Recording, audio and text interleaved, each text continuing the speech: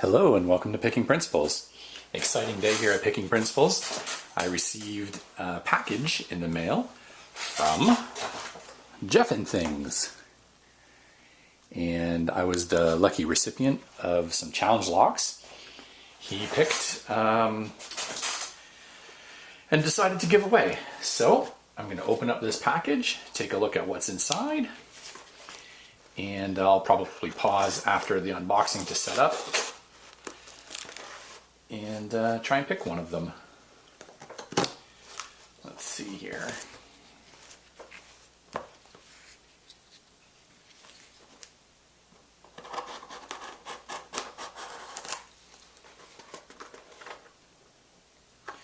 You might notice while I'm unboxing, if you look up in the top right on my pinning tray, that I've got some shims, something you've never seen on this channel before.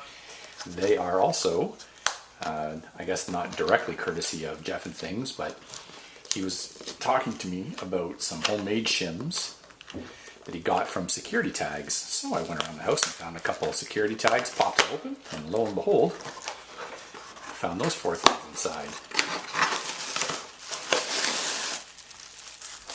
Oh, there's a little note. I'll look at that off camera in case there's something in there that shouldn't be seen. Let's see. Nope, just says looking forward to seeing you get these open on camera. Make sure to pass them on when you open them or when you get tired of them. Thank you, Jeff. My intention is to do just that.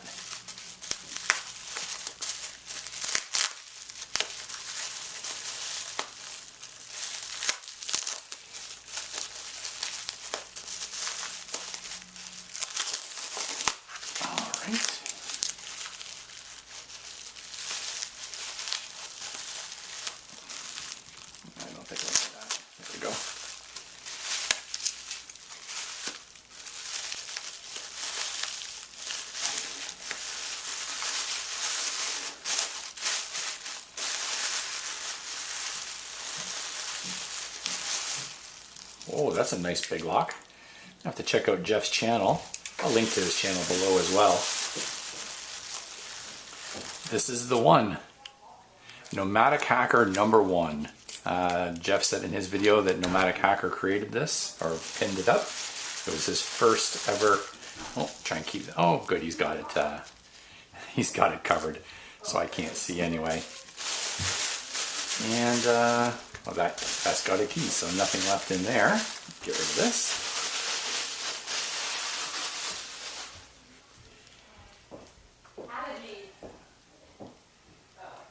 So very nice. And I'm going to untape this while I'm at it so we can get a look at it. It's a regular pin lock as well. And this one is called Choke. Now I get the joke.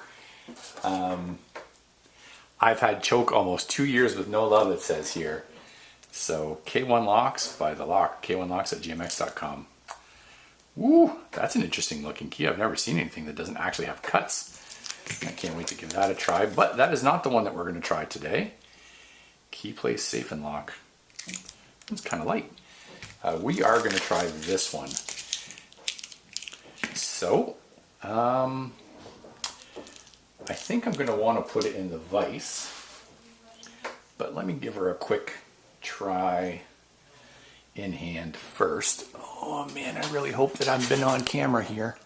Good. Oh, let's get this out of the way before I hurt myself.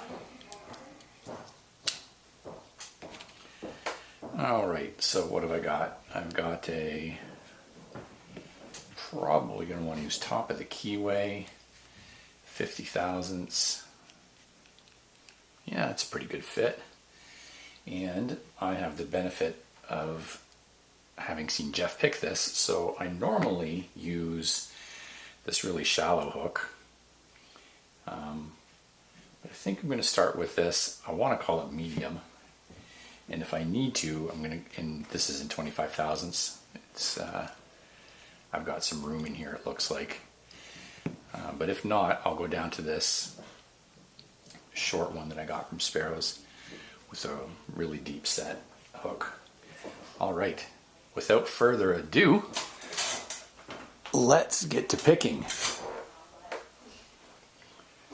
Okay, you're going to start with medium tension and see how it feels. And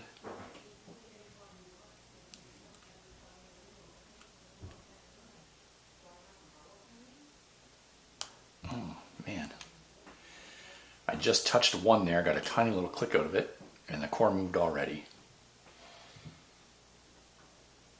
So, yeah, this is actually a little bit thick, this 20 thousandths. I'm having trouble with this warding. Maybe I should use bottom of the keyway and work off of this. Let me switch that around.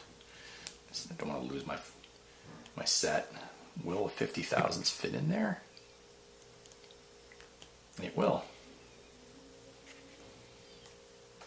Alright, let's see now if that's a better fit. Yeah, that works. Okay, so one's loose now.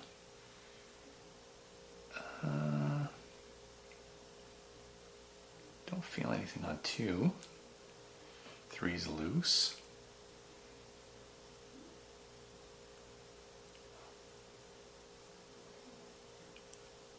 Oof. Got a click out of four and moved again. And back at five. I don't feel anything. Let me come out. One's loose.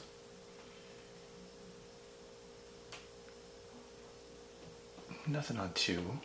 I'm not feeling anything. It's not moving. But I don't feel anything either.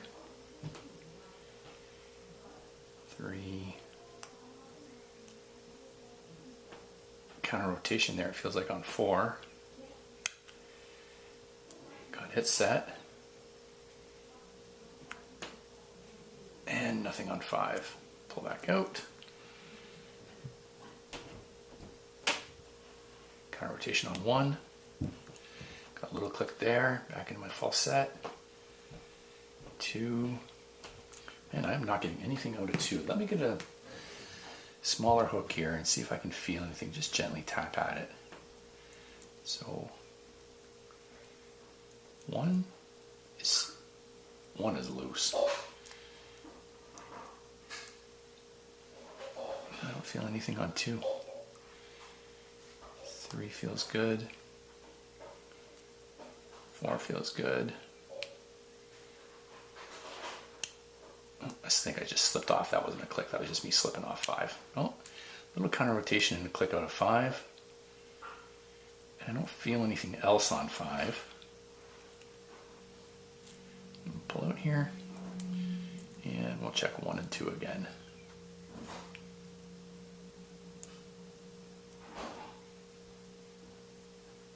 I'm running into some resistance on one. Let me leave it alone for now. Check two. No, I don't feel anything. Three. Four. And five. I think it's up front. I think it's two, since I'm not really feeling anything from two.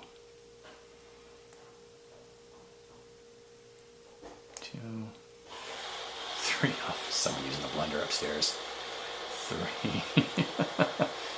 Four. Five.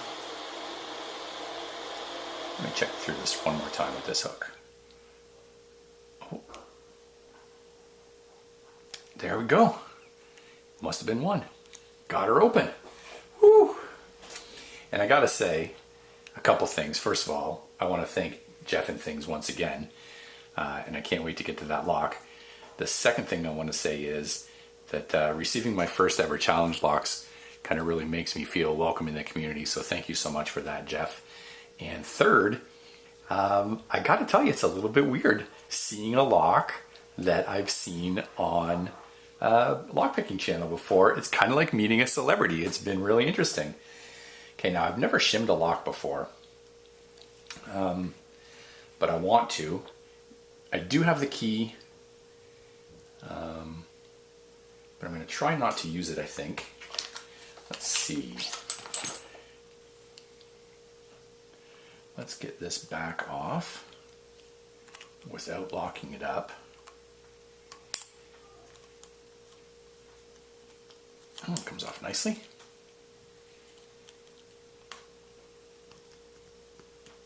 Oh, I spun it there. Hope I didn't lock it.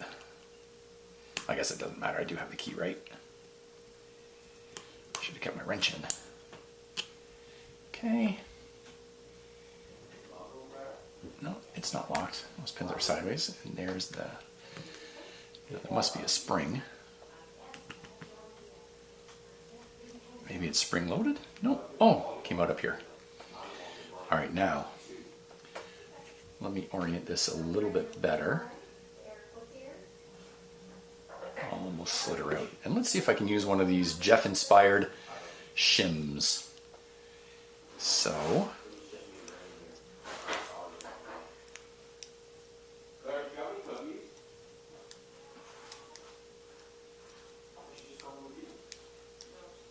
well, I think that does it. And all right, well, wish me luck. I wish I had this core turned the other direction. And out we go. I can see that shim. Perfect. All right, let's dump these key pins.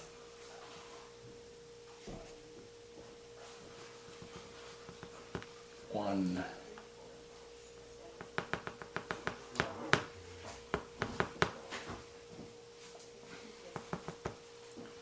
Oh, might have to coax that out.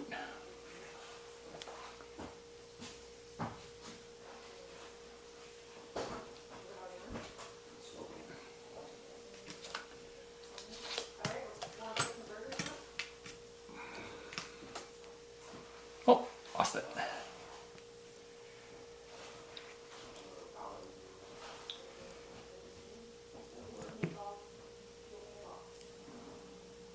Ooh, that's a beast.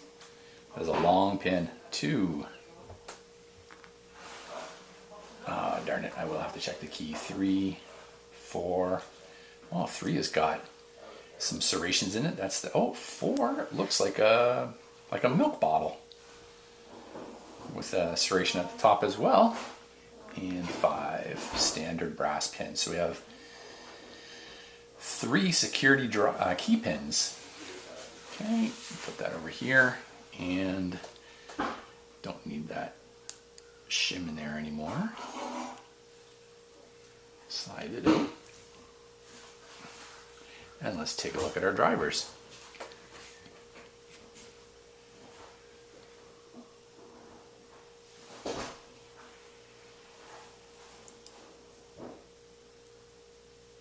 Whoa. Wow. One.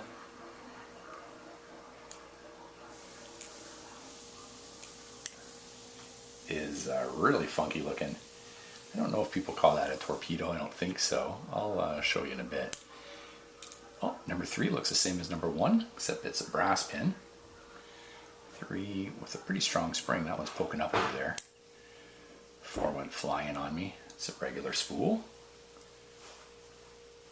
And I think we're going to have to check these pins, pull them out one at a time as well. Or these springs, I mean, sorry. If I said pins. And then 5 is also kind of like a bowling pin. Alright. Might need to get a hook. So here's 3, spring 3. It's really sticking out. I should have used this side, eh?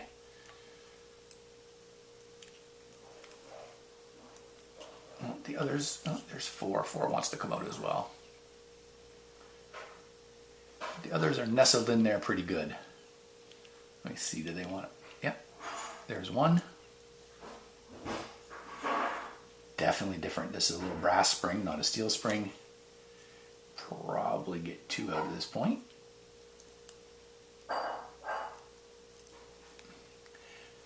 really loose copper spring. Wow. And the final one should just...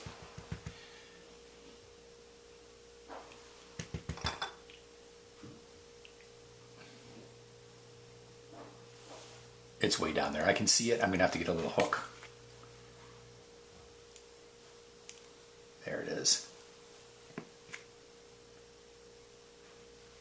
A tiny little copper spring. Okay, so let's take a close-up look at all of these. They are arranged. So let's get them up to the camera. It's easier than bringing the camera down. All right, so we've got... Poor focus. You know what? I don't know how well you can see that. So in the key pins, we've got 1, 3, and 4, which are serrated. There's a little of a torpedo shape to 1. Number 2's standard steel anti-drill pin. Number 3 has got multiple serrations at the top. And number 4 looks like an old school milk bottle, like Monopoly milk bottle.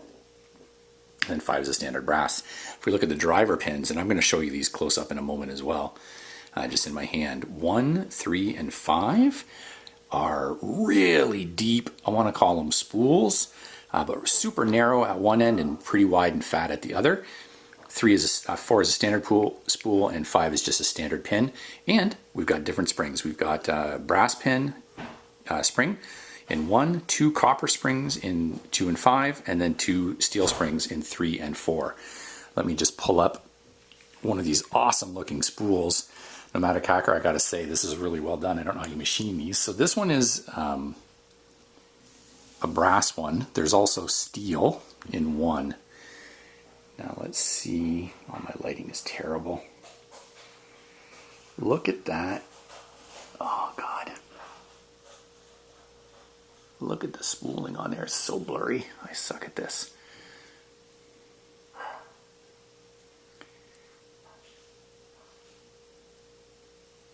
Oh, just lovely.